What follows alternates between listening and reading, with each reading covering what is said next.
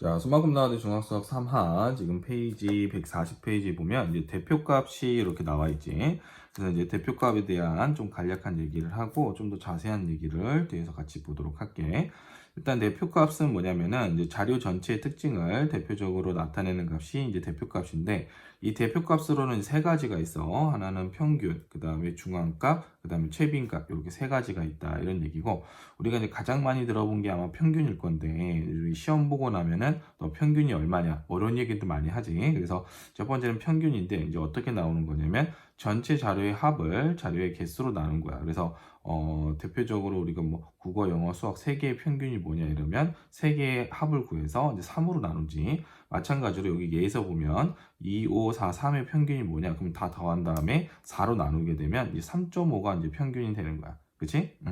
자, 그 다음에 중앙값이 있는데, 자료를 작은 값부터 크기 순서대로 나열할 때 중앙에 위치한 값을 우리가 중앙값이라고 얘기를 하는데, 예를 들어서 이제 4, 5, 7, 8, 10의 중앙값은, 자, 7이 가운데 있기 때문에 그냥 7이라고 얘기하면 되고, 그 다음에 이제 두 번째는 이제 이가 홀수인 경우에는 이제 가운데가 7이기 때문에 7을 얘기하면 되지만, 짝수가 되는 경우도 있단 말이야. 예를 들어서 이제 5, 7, 9, 11, 39, 47 이렇게 하면은 총 6개잖아. 그럼 중앙값이라는 건 뭐냐면 9랑 11이 가운데 있단 말이야. 그래서 그 두 개를 더해서 2로 나누게 되면 이제 12 중앙값이 되게 되는 거야. 그치? 자, 그 다음에 이제 최빈값이 있는데, 자료 중에서 가장 많이 나타나는 값을 우리가 최빈값이라고 얘기를 하는 거고, 3, 4, 4, 4, 5, 7의 최빈값. 그럼 가장 많이 나온 게 뭐냐? 그럼 뭐야? 4라고 얘기하면 되고, 2, 3, 4, 3, 2, 6의 최빈값이 뭐냐? 그럼 제일 많이 나온 게 뭐야? 2가 2개, 3이 2개니까 2, 3 이렇게 얘기하면 되는 거야. 그치? 자, 그 다음에 이제 6, 3, 9, 3, 6, 9 이렇게 요거의 최빈값을 물어봤는데, 6이 몇 개야? 6이 2개, 3이 2개, 9가 2개니까 다 똑같지. 그러니까 이때는 가장 많이 나온 최빈값은 우리가 말할 수가 없지, 그지? 그래서 이거는 없다라고 얘기를 하면 되는 거지, 그지? 그래서 이런 예를 보면서 이것도 이제 한번 보도록 하자, 그지?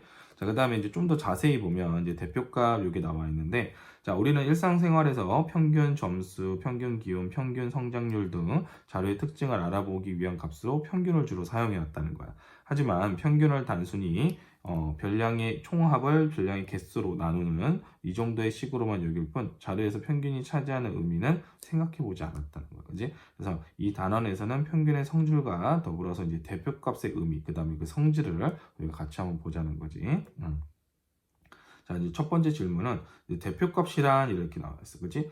자료 전체의 특징을 대표적으로 나타내는 값이야. 그래서 우리 반을 대표할 수 있는 사람으로서 반장을 뽑듯이 여러 자료에 대해서도 자료 전체의 특징을 대표적으로 나타내는 값이 필요하게 되는데, 이 값을 그 자료에 우리는 대표값이라고 얘기를 하는 거지. 그지? 자, 대표값으로 우리에게 잘 알려진 것들이 이제 평균이야. 그지? 평균이 진짜 많이 학교에서도 맨날 듣는 얘기니까. 자, 그래서 하지만 여기서 배울 대표값에는 평균 이외에도 중앙값, 최빈값이 두 개 더 있어. 그래서 지금부터는 평균, 그지? 중앙값, 이제 최빈값을 구하는 방법과 그 쓰임새를 우리가 보도록 하는 건데, 대표값은 평균, 중앙값, 최빈값 이렇게 세 가지가 있다는 거지. 자, 그래서 평균은 별량의 네모네모를 별량의 개수로 나누어 간다. 자, 별량의 총합을 별량의 개수로 나누면 뭐다? 평균이다라고 얘기할 수 있는 거야. 자, 이전에 배웠듯이 이제 평균은 여러 개의 자료의 양을 통일적으로 고르게 한 것으로 각 자료의 별량의 총합을 별량의 개수로 나눠서 우리가 구한다는 거예요. 그래서 평균은 별량의 총합을 별량의 개수로 나누면 되고, 예제 1번을 보게 되면 다음을 구해야 되지, 그지? 중간고사에서 국어 80점, 영어 70점, 수학 90점을 받았을 때 이 세 과목의 평균은 이래서 그러면은 이제 80, 70, 90을 3으로 나누게 되면 80점이다 이렇게 얘기하면 되겠지, 그지? 자, 그 다음에 두 번째 보면 다섯 개의 별량 이렇게 85, 80, x, 90, 70의 평균이 81일 때 x의 값을 구하시오 이랬잖아. 그랬을 때 얘네를 다 다섯 개를 더하고 5로 나눴는데 81이 되니까 여기서 이제 x의 값을 구하게 되면 x는 80이구나 이렇게 알 수 있는 거지, 그지? 자, 평균과 같이 이제 자료를 하나의 수로 대표하여 나타내면 자료 전체의 중심적인 경향을 우리가 쉽게 알 수 있고, 다른 자료와도 비교하기가 이제 쉬워지는 거지, 그지? 그래서 다음 국가대표 축구 선수들의 연령과 키에 대한 두 자료를 살펴보자 이랬는데, 자, 브라질 월드컵 한국 대표팀의 평균 연령은 26세고 평균 키는 184다 이렇게 얘기하고, 호주 아시안컵 한국 대표팀의 평균 연령은 27살이고 평균 키는 182다 이렇게 보면, 자, 이게 자료를 보면 우리가 평균을 통해서 우리는 브라질 월드컵 때 출전한 선수들은 나이가 좀 어리지, 그치? 어리지만 키는 더 크다 이렇게 우리가 생각할 수 있다는 거야, 그치? 그래서 어떤 자료들과의 어떤 비교 이런 것들도 같이 할 수 있다는 거지, 그치? 하지만 자료 중에서 이제 극단적으로 크거나 작은 값이 있는 경우에는 평균의 대표값으로 적절하지 않다 이런 얘기야. 그래서 극단적인 값들은 좀 약간 예외로 생각을 해주는 게 낫다는 거지. 그래서 다음과 같이 스포츠센터에서 광고한 글을 자세히 살펴보자. 자, 땡땡 스포츠센터 회원 모집합니다. 신입 회원 5명, 100일 만에 운동만으로 평균 16kg 감량 이렇게 돼 있어. 그래서 많은 사람들이 이 광고를 보면 정말 100일 만에 16kg의 몸무게를 줄일 수 있을 것이라고 기대할 수 있어, 그렇지? 하지만 5명의 회원이 있고 감량한 무게가 2kg, 3kg, 60kg. 와, 그지? 엄청 많이 뺐네, 그지? 그리고 5kg, 10kg 이렇게 된다면 홍보를 위한 허위 광고나 다름이 없다는 게, 평균은 16이지만 이 평균보다 더 많이 감량한 뺀 사람은 딱 한 명밖에 없지. 그래서 이제 극단적인 값 60kg으로 인해서 평균은 매우 높아졌기 때문에 평균 16kg은 자료를 대표한다고 보기 좀 힘들다 이런 거야. 그지? 이와 같이 자료의 분량 중에서 매우 크거나 매우 작은 극단적인 값이 있는 경우에 평균은 그 극단적인 값의 영향을 많이 받는다는 거지. 그래서 이와 같은 경우에는 평균 이외에 다른 대표값을 생각할 필요가 있다는 거야. 그치? 자, 중앙값은 땡땡 손으로 나열해서 구한다 그랬는데 크기 순으로 나열해서 구하는 거지. 그치? 자, 자료의 별량을 작은 값부터 크기 순서대로 나열했을 때 중앙에 있는 값을 우리는 중앙값이라고 얘기를 하는 거고, 일반적으로 자료 중에서 매우 크거나 매우 작은 극단적인 값이 있는 경우에, 그치? 평균에 영향을 주어서 평균이 한쪽으로 치우치는 경향이 있기 때문에 이러한 경우에는 평균이 대표값으로 적절하지 않고 중앙값이 대표값으로 적절하다 이런 얘기예요. 그래서 중앙값은 자료에 극단적인 값이 있을 때 그 값에 영향을 받지 않는다는 장점이 있지, 그지? 여기는 좀 밑줄을 치도록 할게. 그래서 자, 이 중앙값은 뭐다? 이 자료에 극단적인 값이 있을 때 그 값에 영향을 받지 않는다는 장점이 있는 거고, 중앙값을 구할 때는 자료를 작은 값부터 크기 순으로 나열해서 자료의 개수가 홀수가 되면 가운데 위치한 하나의 값을 중앙값으로 하면 되고, 자료의 개수가 짝수가 되면 가운데 위치한 두 개의 값을 평균을 우리가 중앙값으로 한다 이런 얘기지. 아주 중요한 얘기지. 그래서 얘를 통해서 이제 살펴보도록 하자 이런 얘기야. 이건 아주 중요한 얘기지. 자, 그래서 이제 자료의 개수가 홀수인 경우인데 다음과 같이 자료 개수가 7이면 7개면 가운데 있는 네 번째 값이 중앙값이 된다. 그래서 중앙값은 뭐다? 5다. 이렇게 얘기하면 되는 거야. 자, 그래서 자료의 개수가 짝수인 경우, 자, 이거 보면 다음과 같이 자료의 개수가 6이면 가운데 이제 세 번째와 네 번째 값의 중간. 그래서 이걸 평균을 내자는 거야. 그래서 여기 8과 10을 더한 다음에 2로 나누게 되면 9가 이제 우리 중앙값이 된다. 이런 얘기지, 그지? 자, n개의 자료를 작은 값부터 크기 순으로 나열할 때 n이 홀수가 되면 가운데 위치한 값이 중앙값이 되고, 즉 2분의 n 플러스 1번째 값이 중앙값이 된다 이런 얘기야. 자, 여기서도 지금 7개잖아. 그러면 이게 네 번째니까 이건 어떻게 나왔냐면 여기다가 1을 7에다가 1을 더해서 2로 나누면 4가 된다 이 얘기야. 그래서 여기 n에다가 1을 더해서 2로 나눈 거지, 그치? 그래서 이게 중앙값이 된다 이런 얘기고, n이 짝수가 되면 가운데 위치한 두 값의 평균이 중앙값이니까, 자, 여기 지금 6개인데 이걸 딱 반으로 쪼개면 세 번째니까, 자, 2분의 n하고 2분의 n 더하기 1번째에 있는 값의 평균을 구한 게 중앙값이다. 이렇게 얘기하면 되겠지. 자, 그래서 예제 2번을 보면 다음 자리의 중앙값을 구하려 했는데 일단 크기 순서대로 나열하면 이렇게 되고, 이제 가운데 거를 얘기하면 되니까 7이다 이렇게 얘기하면 되고, 두 번째 것도 이제 크기 순서대로 나열한다면 얘는 짝수니까 이제 가운데 두 개를 2로 나눠서 21이 중앙값이다 이렇게 얘기하면 되겠지, 그렇지? 자, 중앙값의 특징을 정리해보면 다음과 같다 이랬는데, 중앙값은 차이가 큰 극단적인 값의 영향을 받지 않지, 그치? 양쪽 끝 사이드는 빠지기 때문에, 그래서 이제 순서가 변하지 않는 한 다른 별량의 값이 변하여도 중앙값은 변하지 않는다는 거지, 그치? 그래서 순서가 이제 중요한 거야, 여기서는. 그지? 자, 가운데 값 이외의 값에서 자료의 값이 아닌 순서로만 이용되어 자료 전체의 값 반영이 잘 되지 않는다라는 거지. 그지? 그래서 요런 것들은 또 좀 상황에 따라서는 단점이 될 수도 있고 장점이 될 수도 있겠지. 그지? 자, 네 번째로는 자료의 수가 많을수록 순서를 정해야 되니까 좀 약간 불편한 것도 좀 있어. 그지?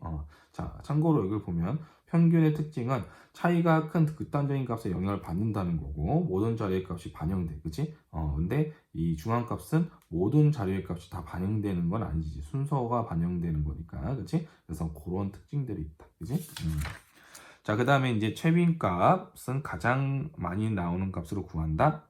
그렇지, 그치? 그래서 가장 많이 나오는 값이 이제 우리는 최빈값이라고 얘기를 하는 거고, 자, 대표값으로 평균이나 중앙값만 이용하게 쓰이는 것은 아니다, 이랬어. 그래서 상황에 따라 이제 평균이나 중앙값보다는 다른 것이 필요할 때가 있는 거지. 그래서 소비자의 요구, 선호도 등의 자료에서 제표값을 구할 때 자료값 중에서 가장 많이 나타나는 값이 의미가 있는 경우가 있다, 이런 거지, 그치? 이와 같이 자료 중에서 가장 많이 나타내는 값을 그 자료의 최빈값이라고 얘기를 한다는 거야. 그래서 평균이나 중앙값과는 달리 최빈값은 중앙에 해당하는 값과는 무관하지만 집단의 대표적인 성향을 가장 신속하게 파악할 수 있다는 거야. 그래서 최빈값은 보통 선호도 조사를 할 때 우리가 사용이 된다는 건데, 자, 여기서 보면 2, 3, 4, 5. 자, 5가 3개로 가장 많으니까 이제 최대 값은 5라고 얘기를 하면 되고, 자, 짜장면, 스파게티, 짬뽕 이렇게 됐어. 그럼 최빈 값은 뭐다? 가장 많이 나온 짜장면이 되는 거고, 그 다음에 이제 최빈 값은 자료가 문자나 기호일 때도 구분할 수 있다는 그런 장점이 있겠지, 그지? 자, 그 다음에 이제 2, 6, 6, 10 이렇게 되는데 자료가 2개씩인데 다 똑같지. 그래서 이제 최빈값은 뭐라고 얘기하기 힘들기 때문에 없다라고 얘기를 하는 거야. 그치? 그 다음에 이제 12, 13, 15, 16, 16 이렇게 되니까 12가 2개고 또 16이 2개니까 최빈값은 12와 16이다. 이렇게 얘기하면 되는 거야. 그치?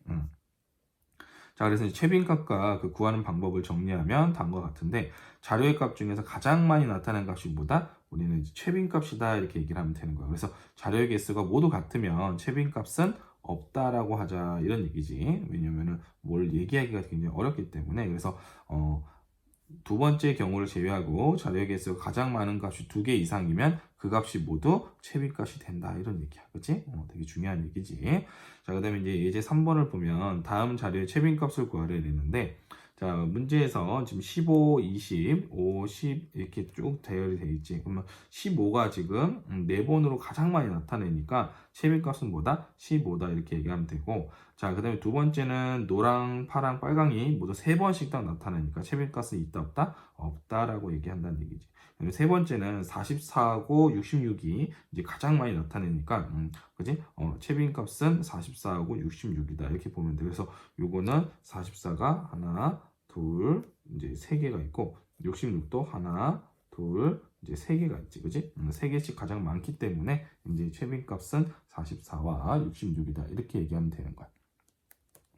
자, 그래프가 주어질 때 이제 평균, 중앙값, 최빈값은 어떻게 구할까 되는데, 자, 평균은 모든 자료의 값을 사용하고 최빈값은 모양에서 확인한다 이런 얘기인데, 자, 그래프는 자료를 나타내는 또 다른 방법일 뿐 그래프에서도 자료를 모두 읽을 수 있으므로 그 자료를 이용해서 대표값을 구하면 된다 이런 얘기인데, 자, 이때 그래프에서는 크기 순으로 나열되어 있으니까 중앙값과 최빈값을 좀 더 쉽게 우리가 구할 수 있다는 거야. 그래서 다음 12명의 학생들의 줄넘기 횟수를 정리한 줄기와 잎 그림에서 이제 평균, 중앙값, 최빈값을 구한 것이다 이랬지, 그지? 그래서 평균은 다 더하는 거야. 뭐 15고 17이고 하는 거니까 다 더한 다음에 12로 나눠서 35에 이렇게 나게 하면 되고, 중앙값은 6번째 값인 34와 그 다음에 7번째 값인 36의 평균이니까 얘도 35다 이렇게 얘기하면 되고, 최빈값은 가장 많이 나온 거니까 가장 많이 나온 건 뭐야? 40이지. 40이 하나, 둘, 그지?